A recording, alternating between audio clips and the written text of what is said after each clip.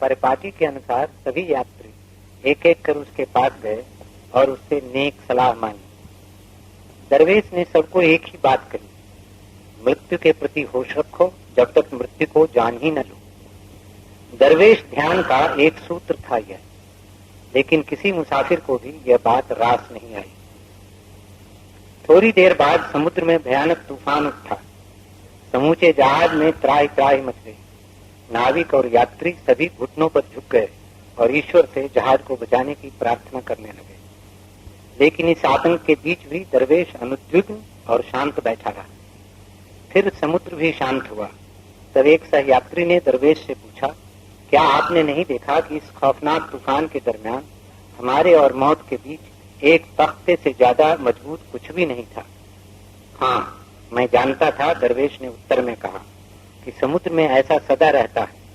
लेकिन जब मैं जमीन पर था तब भी बराबर देखा किया कि आम जिंदगी में हमारे और मृत्यु के बीच इससे भी कम बचाव है। भगवान इस सूफी बोध कथा पर प्रकाश डालने की कृपा करें।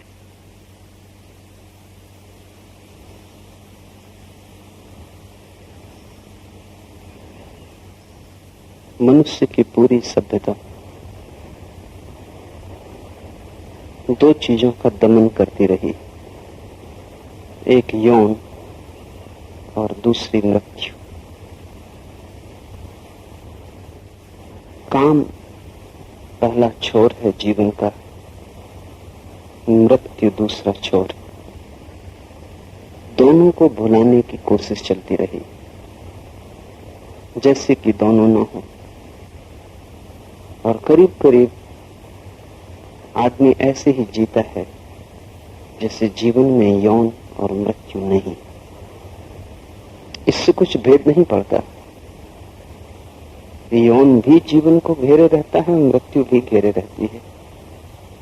फर्क इतना ही पड़ता है कि उन दोनों का उपयोग करके तुम परम सत्य को, जीवन की परम धारा को जानने में समर्थ हो सकते थे, उससे वंचित रह जाते। दोनों के दमन का कारण क्या है? और ऐसा एक सभ्यता ने नहीं किया, करीब करीब सभी सभ्यताओं, सभी समाजों, सभी सदियों में किया गया है। समझने की थोड़ी कोशिश करें। यौन के साथ ही मृत्यु जुड़ी है।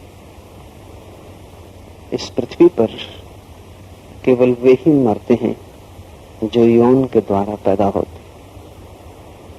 पृथ्वी पर दो तरह का जीवन, एक तो जीवन है जो अयौन